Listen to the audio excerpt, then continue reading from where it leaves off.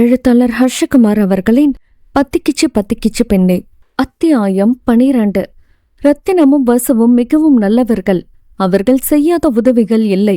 தன் வீட்டில் வேலை பார்ப்பவர்களின் பிள்ளைகளை படிக்க வைப்பதோடு அல்லாமல் அவர்களின் கல்யாண செலவுகளையும் ஏற்றி நடத்தி வைப்பார்கள். ஆனால் அவர்களுக்கு பிறந்த யாழினிக்கு பெற்றவர்களின் பண்பு நலன்கள் சிறிதும் இல்லை. மரக ரத்தினமின் தங்கை கலையின் குணமே இருந்தது. வசுவிற்கு தனது நாத்தனாரின் செயல்கள் சுத்தமாக பிடிக்காது. பெயரில் மட்டுமே கலை இருக்கும், முகத்திலோ குணத்திலோ அல்ல. இவர்கள் செய்யும் செலவுக்கு எல்லாம் கணக்கு போட்டு சண்டை போடுவாள். இது வழக்கம் என்பதால் இருவரும் பெரிதாக கண்டு கொள்ளாமல் தனது வேலையை பார்க்க சென்று விடுவார்கள். யாழினி அவளின் அத்தை பேச்சை கேட்டு வளர்ந்தாள். அதனாலேயே அவளுக்கு முரட்டு குணம் இருந்தது. இன்று அனைத்தும் சிவா என்று ஒருவனால் மாறிப்போய் இருந்தது. அன்று இரவு டைனிங் டேபிளில் அமர்ந்த மூவரும் சாப்பிட்டுக் கொண்டு இருந்தனர். யாழினி ஏதோ ஒரு யோசனையில் அமர்ந்த உணவு உண்டவள் ரத்தினமின் அழைப்பில் உயிர் பெற்றாள். "ஹா டாடி, சொல்லுங்க" என்றாள். "மா யாழினி, சட்னியில உப்பில்லம்மா, போட்டுக்கோ" என்றார். அதை கேட்டவள் ஓகே டாடி என்றவாறு உப்பை எடுத்து போட்டுக்கொண்டாள். இந்நேரம் பழைய யாழினியாக இருந்திருந்தாள் தட்டு பறந்திருக்கும். சாப்பிட்டு முடித்தவள் தான் உண்ட தட்டை தானே கழுவி வைத்தவள் கை கழுவி விட்டு வந்து நின்றாள். அவளிடம் புதிய மாற்றத்தைக் கண்ட இருவரும் ஆச்சரியத்தோட அவளை பார்க்க, "டாடி, உங்ககிட்ட ஒரு விஷயம் சொல்லணும். This Sunday I'm going to my friends home. ஒரு get together party. So..." "oh ஓகேம்மா, you carry on, be safe" என்றார் Rathinam. "Thanks daddy, bye, good night mom and dad" என்றவள் தனது ரூமிற்கு சென்று விட்டாள். யாழினிக்கு தூக்கம் சுத்தமாக வரவில்லை. புரண்டு படுத்தவள் சிவாவின் போட்டோவை தனது செல்போனில் வைத்துக்கொண்டு பார்த்து கொண்டிருந்தாள். "சிவா, உனக்காக என்ன வேணும்னாலும் பண்ணுவேன். நீ இல்லாம என்னால முடியாது சிவா. இந்த சண்டே இதுக்கு ஒரு முடிவு கட்டுற" என்று வரப்போகும் விளைவுகள் தெரியாமல் உறங்கி போனாள். ஆடல் இரவு உணவுக்குத்தான் எழுந்தாள். ராஜேந்திரன் அவளிடம், "என்னம்மா ஆச்சு, உடம்புக்கு முடியலையா?" என்று கேட்க, "அதெல்லாம் இல்லப்பா, காலேஜில் செம்ம ஒர்க், அதான். நிறைய வேற படிச்சனா, அதான்" என்று ஒரு இட்லியை எடுத்து சாம்பாரில் நனைத்து ஒரே வாயில் அமுக்கி இருந்தாள். "பண்ணி மாதிரி திங்காத, மெதுவா தின்னடி" என்று அவளின் தலையில் ஒரு கொட்டு வைத்தார் யசோதா. "போமா, எப்ப பார்த்தாலும் ஏதாச்சும் சொல்லிக்கிட்டு" என்று கடுப்படித்தாள். "சரி விடுமா. அப்புறம் யசோதா, உங்க எல்லார்கிட்டையும் ஒரு முக்கியமான விஷயம் பத்தி சொல்லணும்." "என்ன முக்கியமான விஷயம், சொல்லுங்க" என்றதும், "வர ஞாயிற்றுக்கிழமை என் தங்கச்சி பார்வதி அவ பையனோட நம்ம வீட்டுக்கு வரலாம். அதனால வீடெல்லாம் கொஞ்சம் சுத்தம் பண்ணுங்க." "என்னங்க திடீர்னு இப்படி சொல்றீங்க? உங்களுக்கு யார் சொன்னா?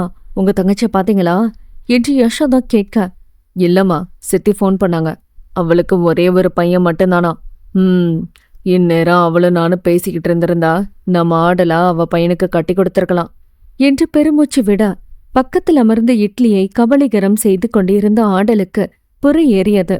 சக்தி அவள் வாய் அருகில் தண்ணீர் டம்ளரை கொண்டு சென்றதும் ஆடல் அதை வாங்க பார்க்க மடக் மடக் என்று அந்த தண்ணீரை குடித்து விட்டான்.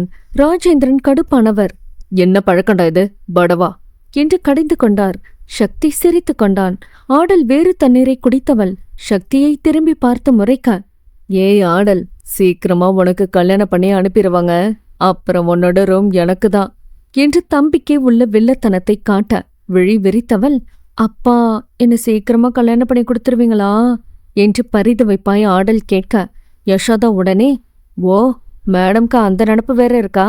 உன்னோட படிப்பு முடிஞ்சு அதுக்கப்புறம் உனக்கு சமைக்க, கோட்டை, பெருக்கண்ணு எல்லாத்தையும் கத்து கொடுத்துட்டு தான் கல்யாணம் பண்ணுவோம்" என்றதும் தான் ஆடல் முகத்தில் சிரிப்பே வந்தது.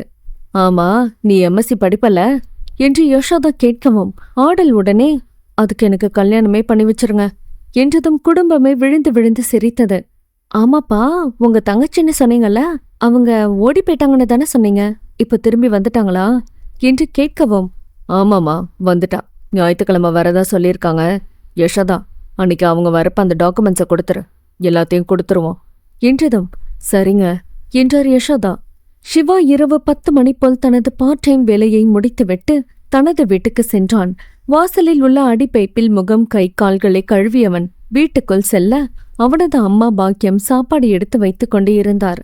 "பாப்பா சிவா, வேலை முடிஞ்சதா, சாப்பிடவா" என்றதும் டிஷர்ட் கைலிக்கு மாறியவன் போய் செல்போனை பார்த்தபடி அமர்ந்து உணவு உண்டு விட்டு வாசலில் கட்டிலை போட்டு படுத்தான். கண் மூட அவனிற்கு யாழினியின் முகம் வந்து சென்றது. எழுந்து அமர்ந்தவன், "ச, இவ வேற நேர்ல வந்து இம்ச பண்றா, கனவுலையும் இம்ச. எப்பா, கனவுல கூட இவ வரக்கூடாது என்றெண்ணி இவன் ஆடலுக்கு கால் செய்ய ஒரே ரிங்கில் போனை எடுத்தாள். என்னடி ஆடல் எருமை, இன்னும் தூங்கலையா? ஒரே ரிங்ல எடுத்துட்ட என்று கேட்கவும், இல்லடா, காலேஜ் விட்டு வந்ததுமே நான் படுத்து தூங்கிட்டேன். இப்ப தூக்கம் வரல, அதான் போன் பார்த்துட்டு இருக்கேன். இந்த போன் பாக்குறதுக்கு கெமிஸ்ட்ரி படிக்கலாம்ல, அரியர் எழுத யூஸ் ஆக முடி. அட போடா சிவா, சும்மாவே அந்த சிடுமூஞ்சி என் ஞாபகத்துக்கு வந்துட்டு போறான். இதுல அவன் சப்ஜெக்ட் படிச்சா கனவுலையும் வருவாரு. ஓ சார், இப்போ உன் கனவுலலாம் வர ஆரம்பிச்சிட்டாரா? என்ஜாய். உடனே பேய பார்த்த மாதிரி எழுந்து உட்காந்துருவேன் என்று அப்பாவியாய் சொல்ல சிரித்தான் சிவா.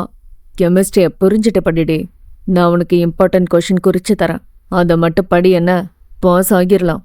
சரிடா சிவா. ஆமா, நீ வேலை முடிச்சு வந்துட்டியா? ஏன்னு தூங்கல, படிக்கிறியா என்று கேட்க, நான் என்னைக்கிடே படிச்சிருக்கேன், கிளாஸ்ல கவனிக்கிறத வச்சுதான் எக்ஸாம் எழுதுவேன். தூங்கலான்னு தான் படுத்தேன். அந்த யாழினி பட்டுன்னு மைண்டுக்கு வந்து டிஸ்டர்ப் பண்றாடே, அதான் எழுந்து உக்காந்துட்டேன்.